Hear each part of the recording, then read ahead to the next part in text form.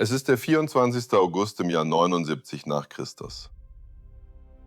Die Stadt Pompeji liegt am Golf von Neapel, im Schatten eines großen grünen Berges, dem Vesuv. Die Menschen glauben, der Berg ist nur ein fruchtbarer Weinberg. Niemand weiß, dass sich darunter ein schlafender Vulkan verbirgt. Etwa 20.000 Menschen leben hier, Kaufleute, Handwerker, Bäcker und Sklaven. An diesem Morgen ist alles wie immer. Der Markt ist voll, ein Bäcker schiebt frisches Brot in den Ofen, Kinder laufen lachend durch die Straßen.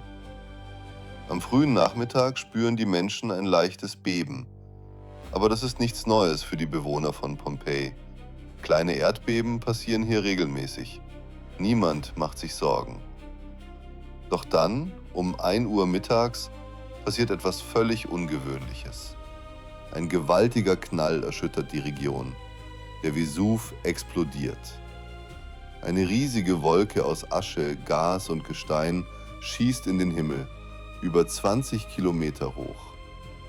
Der Himmel verdunkelt sich innerhalb weniger Minuten. Der helle Mittag verwandelt sich in eine tiefe, unnatürliche Nacht. Ein junger Mann namens Plinius beobachtet dies vom anderen Ufer des Golfs aus Misenum. Jahre später schreibt er einen berühmten Brief darüber. Eine Wolke stieg auf, schreibt er, aber niemand konnte zunächst sagen, aus welchem Berg. Später erst wussten wir, es war der Vesuv. Sein Onkel, Plinius der Ältere, ist Kommandant der römischen Flotte. Als er die Wolke sieht, fährt er mit seinen Schiffen näher zur Küste, um zu helfen. Es wird seine letzte Reise sein. In Pompeji selbst beginnt der Schrecken. Viele rennen aus ihren Häusern auf die Straße.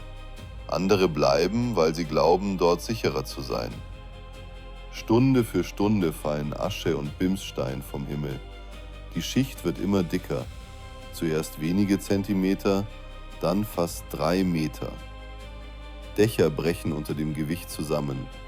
Atmen wird zunehmend schwer, fast unmöglich. Viele Menschen fliehen zum Meer, in der Hoffnung, mit Booten zu entkommen. Doch auch das Meer wird gefährlich. Hohe Wellen, giftige Dämpfe. Manche schaffen die Flucht, viele andere nicht. Die Nacht vergeht in ständiger Angst. Immer wieder hört man laute Explosionen aus dem Inneren des Berges.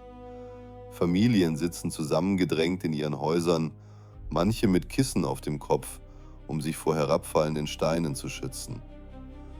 Am nächsten Morgen, kurz vor Sonnenaufgang, kommt die größte und tödlichste Gefahr: eine pyroklastische Wolke. Eine extrem heiße Mischung aus Gas, Asche und glühendem Gestein mit Temperaturen von über 300 Grad.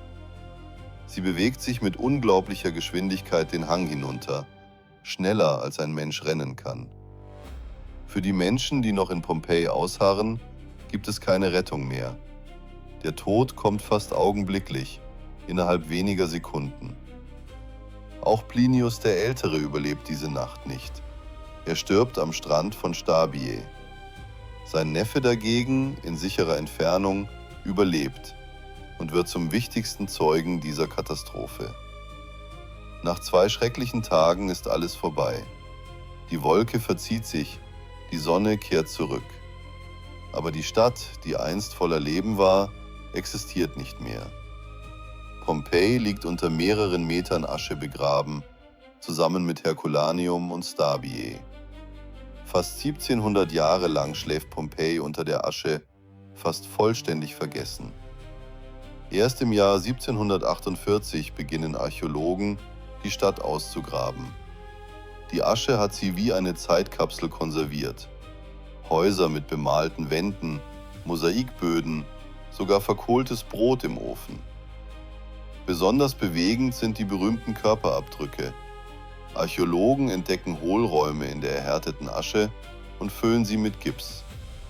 So entstehen exakte Abbilder der Menschen, die in ihren letzten Sekunden gestorben sind. Heute gehört Pompeji zum UNESCO-Weltkulturerbe. Millionen Besucher kommen jedes Jahr hierher, um durch die alten Straßen zu gehen. Pompeji erzählt uns eine Geschichte über das Leben, und über den Moment, in dem alles endet, ganz plötzlich und ohne Vorwarnung. Eine Stadt für immer eingefroren in ihrer letzten Stunde.